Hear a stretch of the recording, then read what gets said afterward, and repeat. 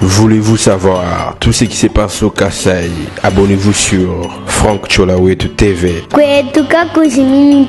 Franck Tcholawete TV, miroir du Kasaï, l'image du Kasaï. Abonnez-vous. Franck Tcholawete TV, l'histoire du Kasaï. Abonnez-vous. Investissez au Kasaï. Franck Tcholawete TV, construisons au Kasaï. Suivez Franck Tcholawete TV. Chers Kasaïens, construisons chez nous.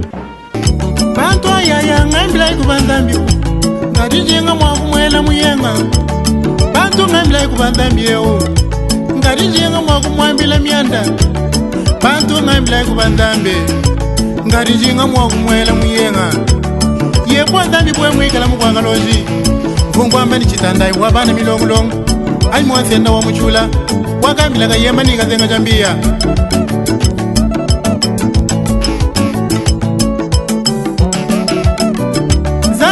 mwikala mkwanga loji mungwamba ni chitandai wabana milongolongo ani mwansenda wa muchula wakambila kayemba nikazenga jambia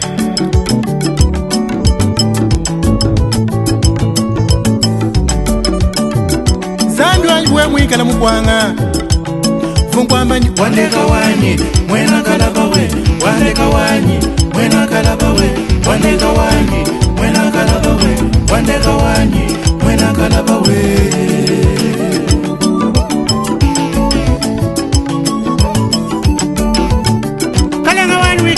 mukwadishi wakutende ninjishombu yakama sombela mbushika sombi muntu somba muntu abenda nguke badiyoyi samba lwabundaye mwadi wankusumwanzeye kalyamba wakumulondole nguta bintu munda nashe chimungu wabaga loji kulojo hadi kama kamambo omwele bibingwe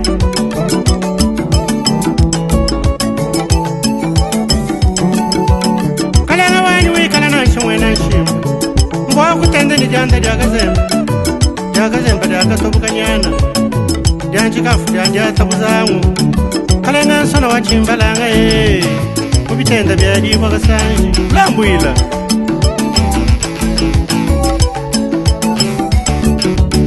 zambi atwikala nashaka beyampuka mva kutenda nimpuka chintonta ulali wabitakatoka ninsaka mwabyeyi mupompa mufatula muntu kenda kuputa hanshi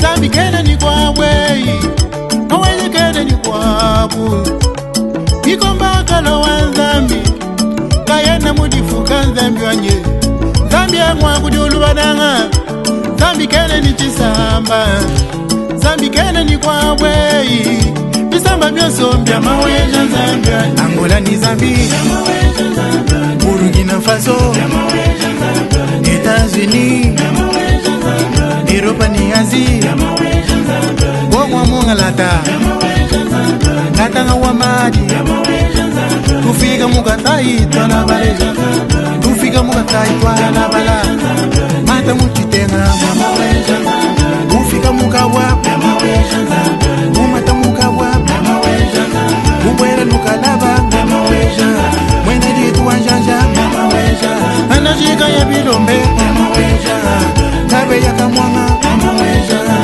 Kabinda lusambo mama weja Chimaja de l'espace Grand Kasaï, constitué du Kasaï oriental, Kasaï central, Sankoro et Lomami, de lancer notre dernière étape de cette mission commerciale à l'espace Grand Kasaï.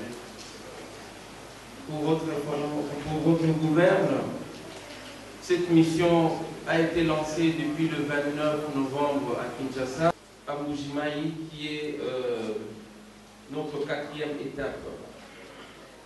Cette mission de haute portée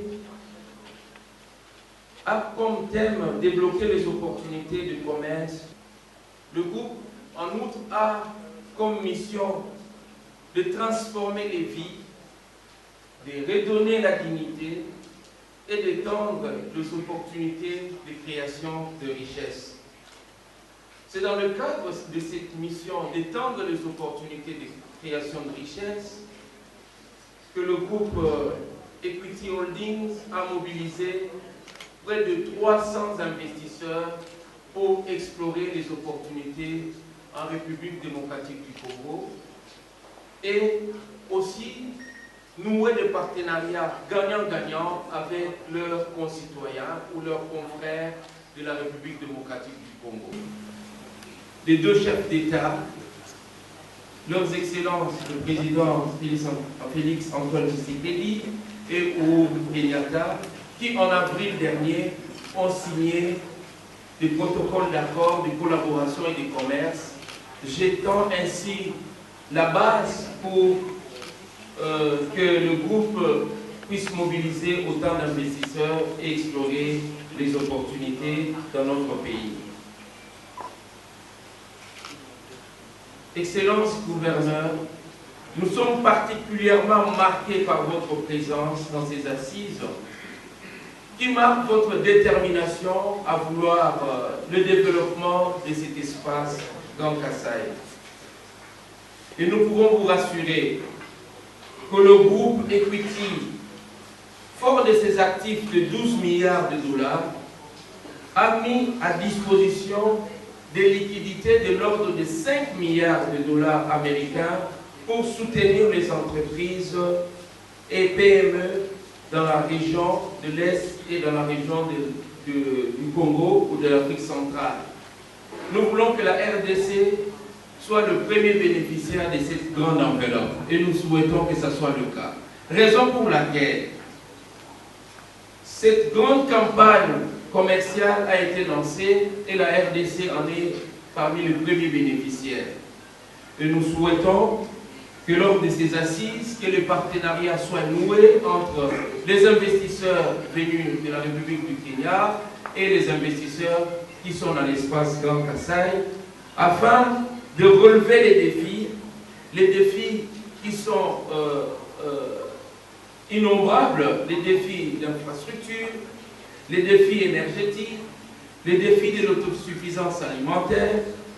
Nous pensons que tous ces défis constituent en réalité des opportunités d'affaires pour un homme d'affaires averti. C'est dans ces contextes que les différents panels vont entrer en profondeur pour voir la cartographie d'opportunités qui régorge l'espace Grand Kasaï et voir dans quelle mesure drainer les investissements. Et nous vous garantissons que les partenariats qui seront noués ne souffriront pas de financement parce que la banque a mis déjà une enveloppe disponible de 5 milliards de dollars américains par le truchement du groupe et nous sommes agents pour l'exécution. J'aimerais dire que le développement ne peut se passer que par des synergies nécessaires entre le gouvernement et les secteurs privés. Pour sa part, le gouvernement doit créer les conditions nécessaires propices au développement en favorisant le développement des infrastructures et l'encadrement des investissements. Et pour le compte du secteur privé, il suffit de saisir les opportunités qui se dégagent et d'investir. Nous osons croire qu'à la fin de cette mission, beaucoup d'investissements vont rester dans cet espace. Enfin, pour terminer mon allocution, je voudrais dire que le groupe a deux volets, ou deux moteurs pour dire mieux, comme un avion, le moteur économique et le moteur social. Dans le moteur économique, c'est la banque, c'est les services financiers que la banque offre à ses clients, petits, grands, très grands, paysans, entrepreneurs. La banque ne fait aucun distinguo et accompagne tous. Le deuxième volet, c'est le moteur social Et dans le moteur social, la banque intervient dans plusieurs domaines. Je cite l'éducation, l'entrepreneuriat, l'agriculture, l'énergie, la santé et beaucoup d'autres projets que le groupe lance. Et pour terminer, dans le secteur, dans le domaine de l'éducation, le groupe a deux programmes. Le programme qui s'appelle Wing to Fly, c'est un programme de sponsoriser les études secondaires des élèves orphelins. Orphelins, c'est-à-dire qu'ils sont brillants, intelligents, mais qui manquent de moyens parce qu'ils ont perdu les parents. Le deuxième programme, c'est le programme qui s'appelle Equity Leader Program, qui est un programme censé former les leaders, censé former les leaders de demain.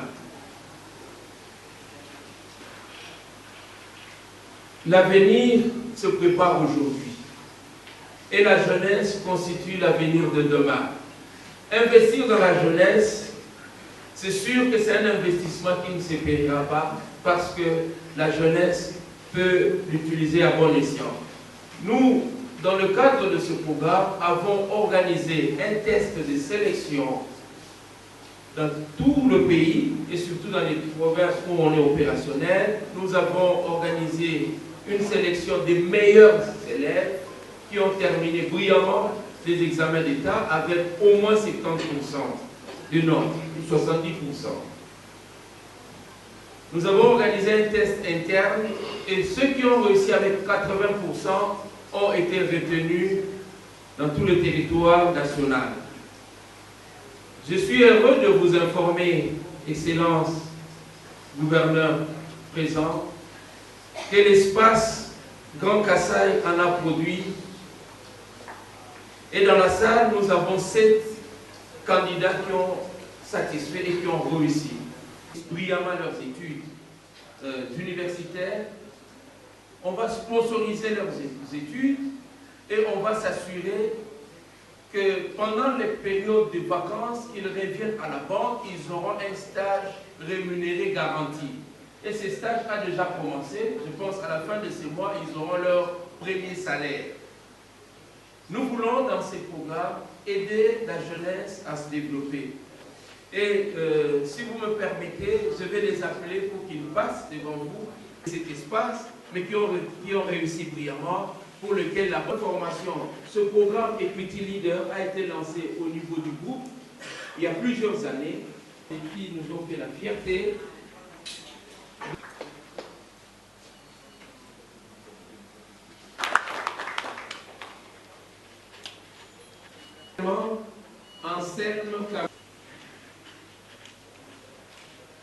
En cinquième, Pablo Kaninda. Les leaders qui sont de la classe à pouvoir mobiliser les élèves à réussir brillamment et que la banque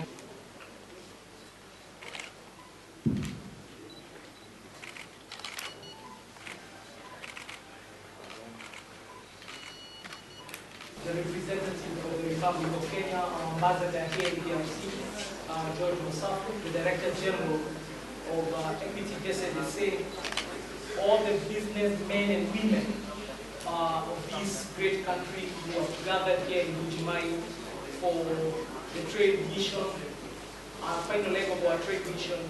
Good morning. A big thank you to you, Your Excellencies, for finding the time to join us this morning. It is very clear that what is happening in Bujimayi weeks is in fact historical. When you've got two African people meeting as brothers and sisters for the first time on their own volition to meet and pursue opportunities together.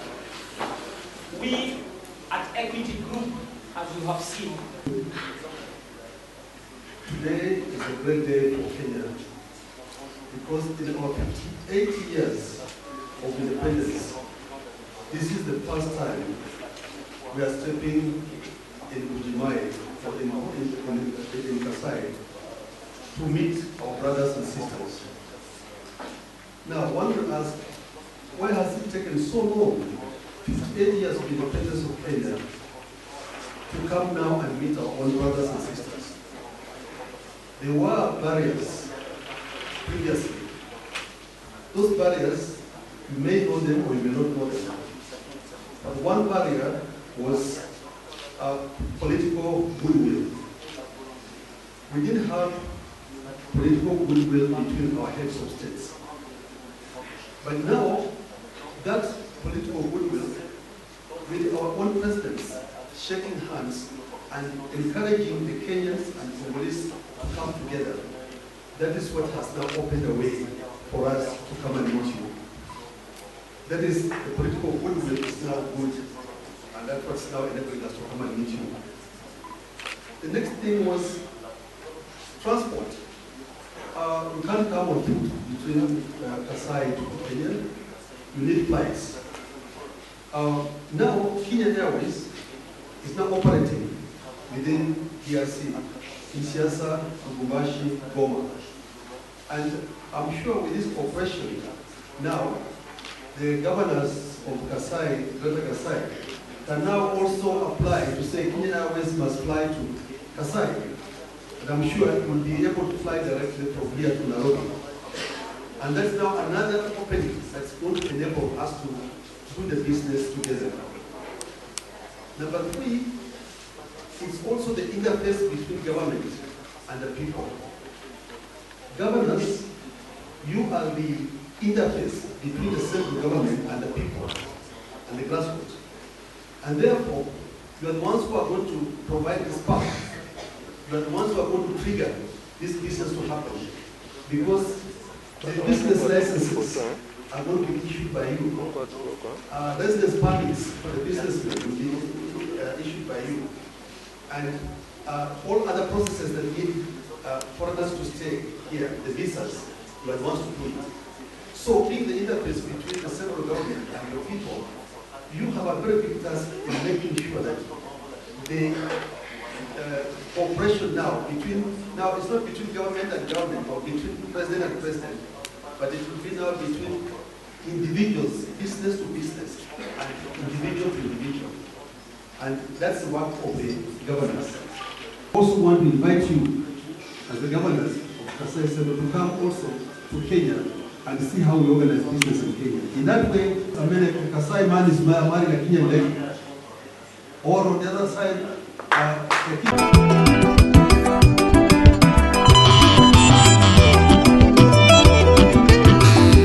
Siti Ditalala. Siti Ditalala, c'est la nouvelle ville que la diaspora kassaïenne veut construire à Mbuji-Mayi. Siti Ditalala, c'est dans la commune de Bipemba, non loin de la concession de Mutombo-Dikembe. Siti Ditalala, c'est un endroit urbanisé, aménagé et disponibilisé pour vos constructions selon le goût et les choix. Siti Ditalala, c'est la vision moderne dans une nouvelle ville. Ce n'est pas un rêve, c'est une réalité.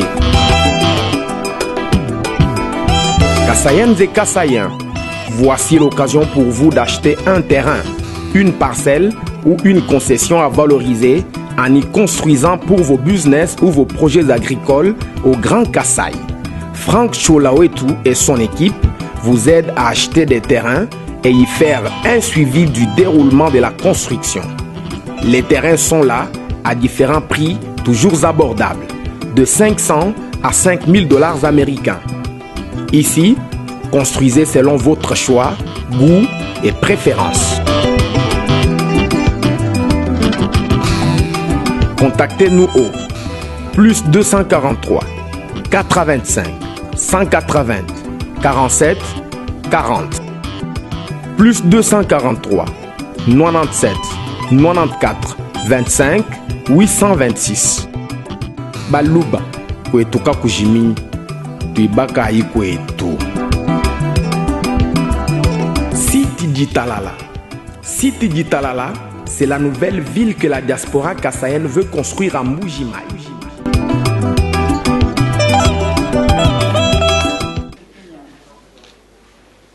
Honorable président de l'Assemblée provinciale du Kassai-Oriental, Excellences, Messieurs les gouverneurs de la province province du Kasaï, Excellence, Monsieur le gouverneur de la province du Kasaï central, Monsieur le représenté, de la province du Sankourou, Monsieur le membre du gouvernement provincial, Monsieur le membre du Conseil provincial de sécurité, Monsieur le représentant de la NAPI, Messieurs les investisseurs kenyans, Monsieur le représentant de la Chambre du commerce Kenya-RDC, Monsieur le représentant de la FEC, Monsieur le géo du groupe CO du groupe Equity, Monsieur le représentant d'Equity de CDC, distingués invités. Dans le cadre du Forum commercial international RDC Kenya, mon propos va s'articuler autour de 4 points ci-après. Une brève présentation de la province du Kasaï oriental, ses potentialités, les opportunités d'investissement, les défis à surmonter pour développer la province du Kasaï oriental. Premier point. Brève présentation de la province du Kasaï oriental. Située au cœur de la République démocratique du Congo, la province du Kasaï oriental est limitée. À l'ouest par la province du Kasaï central, au nord par la province du Sankourou, au sud par la province de l'Omani.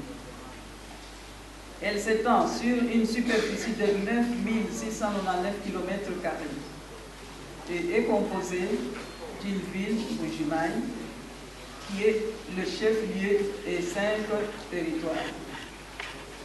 La taille de sa population est estimée à 5 366 402 habitants, dont 54,4% ont moins de 20 ans. Le climat de la province est tropical humide et caractérisé par des saisons, à savoir la saison des pluies d'août à mai et la saison sèche de mai à août. La province est couverte principalement de 2 formations végétales, à savoir la forêt au nord 12,5% et de la savane herbeuse 98,8%. Elle comprend un bassin de rivières qui s'oriente presque toutes vers le nord pour se jeter dans la rivière Sankourou. Les principales rivières sont Bujimaï, Kaleb, Chilemba, Lubi et Lukula. Le tableau aquatique de la province est aussi caractérisé par 3 grands lacs, Foix, Mukamba et Lomba. Les sols de la province appartiennent au groupe de ferrasol, avec teneur en argile de plus de 20%. La province comprend 3 réseaux de transport, à savoir réseau routier, les réseaux aériens et les réseaux navigables. Le réseau routier est composé des potentialités. Potentialité démographique, avec une population de plus de 5 millions d'habitants, dont l'âge moyen est de 23,6. La province présente des atouts pour la production, main-d'œuvre et pour la consommation, pour que les emplois soient créés pour utiliser cette main-d'œuvre disponible et générer le revenu susceptible de stimuler sa production par la consommation.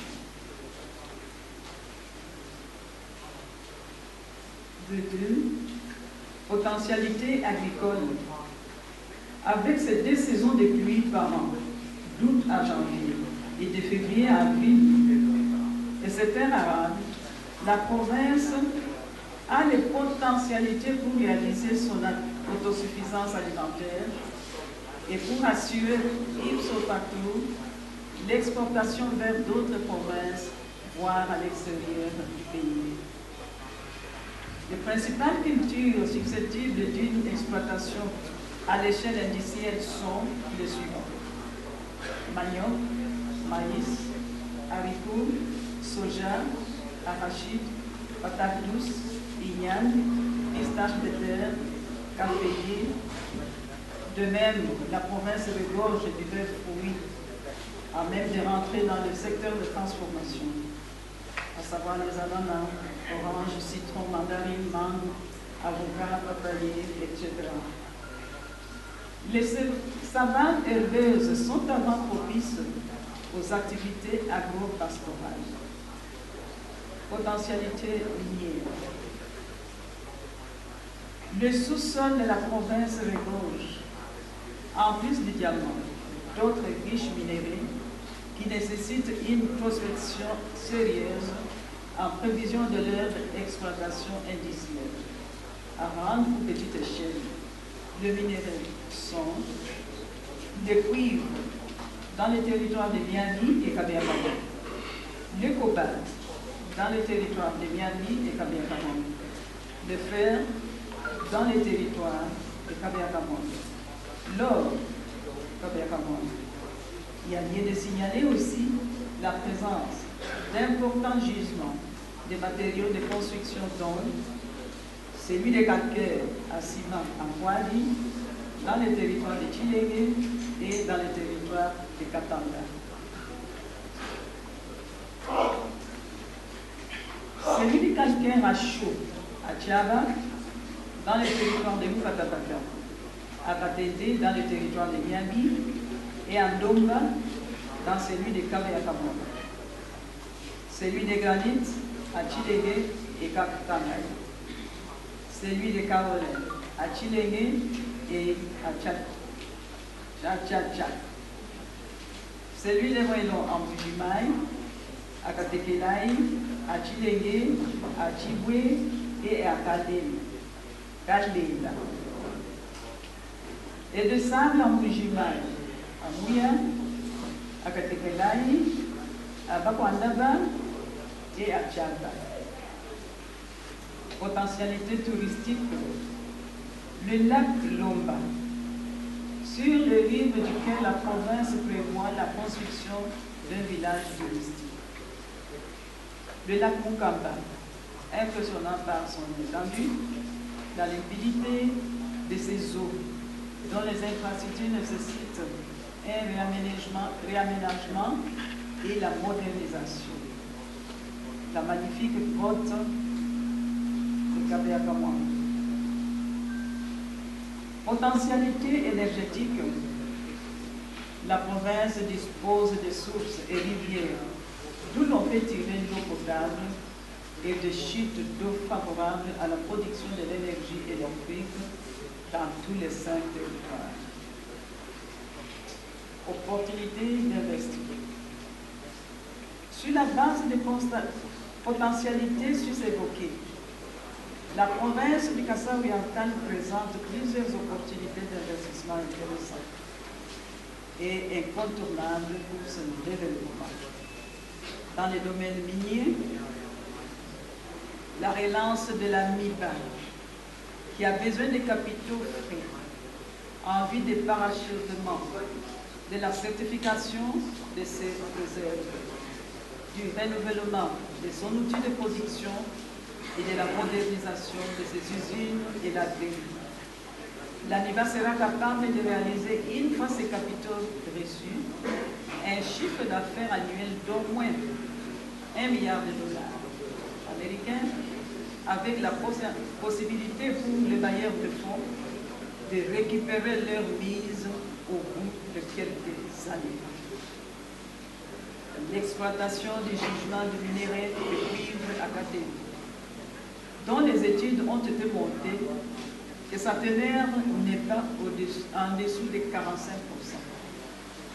L'exploitation des gisements de minéraux, matériaux de construction, et et en industrialisation pour la construction de l'espace Grand Kasaï et la modernisation de l'habitat et des infrastructures de base. La finalisation des études en vue de l'exploitation industrielle du cobalt, du fer, de l'or. Domaine agricole. Dans ce domaine, il y a lieu de signaler la présence du climat tropical humide favorisant 3 saisons culturelles. La disponibilité des terres arables. L'existence d'une savane herbeuse susceptible de recevoir l'élevage des gros et ou petits bétails, avec possibilité de créer des industries à grande et petite échelle de produits de cet élevage. L'industrialisation des produits agricoles, maïs, manioc, tomates, etc. Défi. Pour investir au Kasaï oriental, il faut savoir faire face à ces difficultés dont certaines sont récurrentes. Il s'agit notamment du défi énergétique, empêchant ainsi l'émergence des industries comme effet d'entraînement.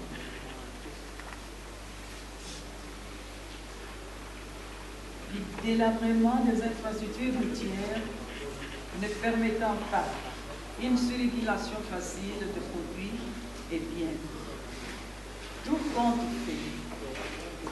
Ces contraintes ne sont pas insurmontables par rapport aux opportunités qui viennent d'être présentées. Elles peuvent être facilement résolues par la mobilisation des ressources nécessaires, la volonté ainsi que la détermination des décideurs et de partenaires intéressés.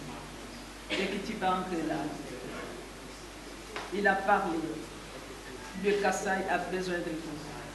Je vous remercie. Solliciter l'indulgence de faire la redondance de ce que mes collègues ont déjà dit ici, en me limitant à compléter ce qui n'a pas été dit. Parce que les collègues ont fait le récital de ce que l'espace Grand Kasaï contient comme réserve, et nous croyons que c'est la même chose. Donc ça ne servirait à rien que je vous répète ici que j'ai de l'or, j'ai le diamant, j'ai tout ce qu'ils ont dit ici. Donc je vais essayer d'aller au-delà de ce récital en essayant de donner un tout petit peu ma compréhension de l'offre, de l'opportunité que la province du Kasaï présente. Mais souffrez que je vous manifeste quand même une petite spécificité dans ce que les collègues n'ont pas dit et que j'ai, notamment en ce qui concerne l'art. Chez moi, Excellence, Monsieur l'Ambassadeur, comme chez vous, j'ai la connaissance de ce qu'on appelle chez vous la culture Maasai, qui est une grande richesse que j'ai eu le plaisir d'expérimenter. Autant que chez vous, vous avez les Maasai, chez moi, j'ai l'art Kuba. L'art Kuba qui fait la fierté d'ailleurs de la RDC dans pratiquement tous les musées du monde, et où on retrouve d'ailleurs, et c'est là l'intervention particulière, c'est qu'on retrouve même la fraude de certains opérateurs internationaux sur la Cuba. En aparté, Excellence Monsieur l'Ambassadeur, je vais vous montrer le plagiat que Versace a, je crois que les dames qui sont dans la salle connaissent bien Versace. À côté de moi, je sais que c'est une dame bien branchée. Donc elle doit avoir sûrement un sac Versace ou Louis Vuitton, les deux. Je vais vous montrer en aparté la copie conforme de l'art Cuba qui remonte à 1218, pratiquement au XIIe siècle, où le dessin de l'art Cuba était déjà consacré. Et nous, aujourd'hui, dans la province du Kasaï, on est occupé à essayer de récupérer un peu cette valeur pour la valoriser au niveau international, en essayant d'obtenir la reconnaissance par l'UNESCO de l'art Kuba comme étant une valeur, un patrimoine mondial qui doit être préservé. Et nous espérons que derrière ceci, un intérêt économique intéressant pourra nous permettre de sortir de là. Et donc une belle opportunité pour les investisseurs au regard de ce que vous avez chez vous comme culture à travers le Maasai. Nous pouvons donc avoir une exploitation très intéressante sur la question. Je voudrais également, dans la particularité de ce que mes collègues n'ont pas présenté, apporter un élément important dans le cadre du tourisme. Au-delà de la présentation non seulement de la végétation, de la pluviométrie, ainsi que pratiquement des cours d'eau que nous avons un élément important. Je suis convaincu qu'au Kenya, vous avez l'image de Lumumba comme étant un leader incontournable et tout simplement à protéger en Afrique. Et je voudrais ici, avant d'aborder la question, saluer d'ailleurs nos deux présidents, à savoir Uhuru Kenyatta et Félix Tshisekedi. Je voudrais préciser là-dessus, m'arrêter encore une fois, et ça c'est un peu politique, en vous regardant en face, Excellence, Monsieur l'Ambassadeur, souvenez-vous que Uhuru Kenyatta est issu d'une famille dont nous connaissons très bien le nom. Et Félix Tshisekedi est également issu d'une famille dont nous connaissons très bien les noms. Loin de faire une comparaison fantaisiste, je crois qu'il est important que nous puissions reconnaître que l'inspiration de ces deux hommes n'est pas un hasard. C'est donc une inspiration qui, à mon avis, est divine, mérite donc d'être mise en avant-plan. Et donc, pour revenir à cette question de tourisme, je voudrais vous relever à votre intention que Lumumba a été arrêté, sa souffrance a commencé lors de son arrestation sur les territoires du Kasaï, la province du Kasaï, à la limite entre la province du Kasaï et la province de Samburu, sur la rivière Lodi. J'estime que votre pays est un pays qui a une valeur touristique très élevée et un potentiel très élevé. Il serait donc utile, avec les amis investisseurs, de regarder l'opportunité de créer un site touristique qui permettrait que le monde entier, de la Russie au Pérou, à travers le monde où le nom de Lumumba n'est plus à présenter, puisse venir se recueillir sur les lieux, non seulement où il est décédé au Katanga, et là je crois que j'en ai déjà discuté avec mon collègue Kiabula au Katanga, mais également au Kasaï où il fut arrêté, pour que nous puissions donc marquer pour les générations à venir la possibilité de visiter ces sites et procurer donc un revenu économique en faveur des investisseurs qui pourront accepter de venir y mettre un peu de leur énergie financière. Mais maintenant, pour aller au-delà du récit de ce que j'ai, je voudrais vous dire qu'au niveau de la province du Kasaï, le gouvernement provincial est résolument engagé plutôt à relever le défi de la pauvreté, tel que M. l'ambassadeur l'a dit, la lutte contre la faim, en essayant de mettre en œuvre deux axes principaux. Le premier axe, nous devons améliorer le climat des affaires. Ça, c'est notre défi. Et nous, chez nous, nous nous sommes engagés à faciliter les opérateurs économiques qui sont tout à fait disposés à nous accompagner en leur offrant le meilleur des possibilités par un accompagnement à partir de Kinshasa, parce que nous ne pourrons pas aller au-delà, à partir de Kinshasa jusque chez nous, et leur offrirons la possibilité d'avoir toute la sécurité nécessaire, que ce soit la sécurité alimentaire, que ce soit la sécurité physique, comme la sécurité tout à fait policière, pour leur permettre de se sentir à l'aise et qu'ils soient capables de se dire que leur argent sera plus à l'aise chez nous qu'au Kenya. Et donc, avec la possibilité que nous offre Equity Bank, ils pourront donc accepter d'investir le maximum possible chez nous, dans le domaine de diamant, dans le domaine de l'or, dans le domaine de tantalium, dans le domaine de tout ce que les collègues ont déjà cité ici. Nous pensons que nous avons cette possibilité et permettre aux opérateurs économiques de prendre du temps. Mais seulement voilà. Pour arriver à ça, nous avons donc besoin de nous assurer que la canalisation de ces investissements ne sera pas empêchée par certaines attitudes qui pourront les déranger. C'est ainsi que dans ce domaine, nous nous organisons toujours pour que la demande des investisseurs qui arrivent puisse trouver comment je vais dire, une réceptivité au niveau de la communauté.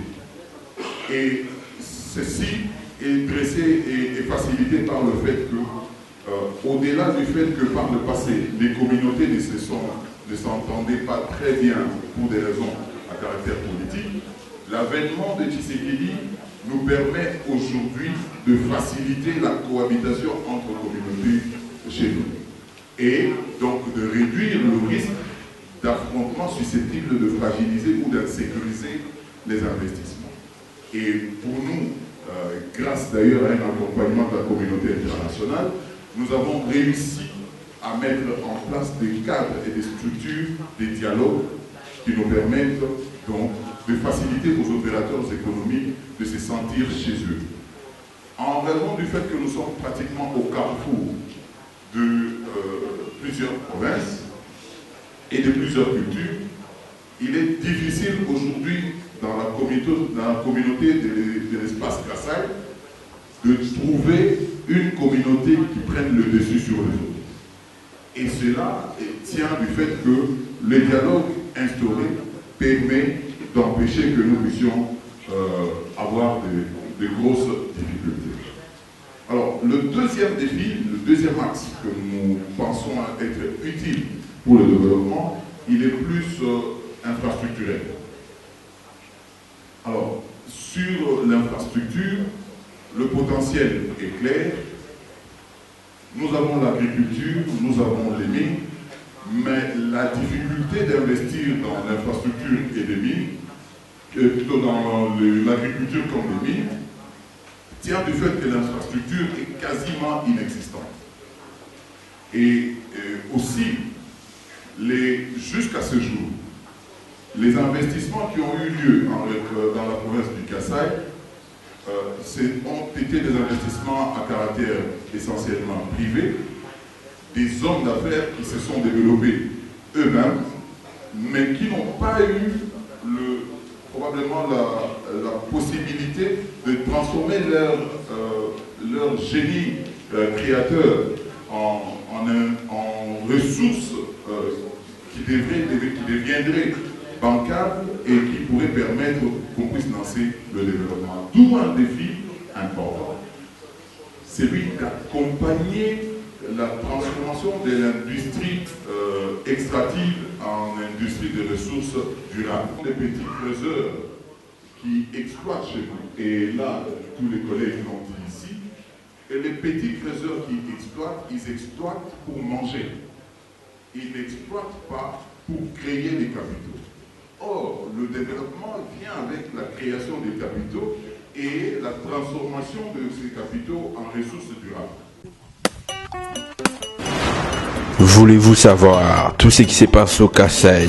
Abonnez-vous sur Franck Cholawetu TV. Kwetuka kuziminito. Franck Cholawetu TV, miroir d'Ikassai, l'image d'Ikassai. Abonnez-vous. Franck Cholawetu TV, l'histoire d'Ikassai. Abonnez-vous. Investissez au Kassai. Franck Cholawetu TV, construisons au Kassai. Suivez Franck Cholawetu TV. Chers Kassaïens, construisons chez nous.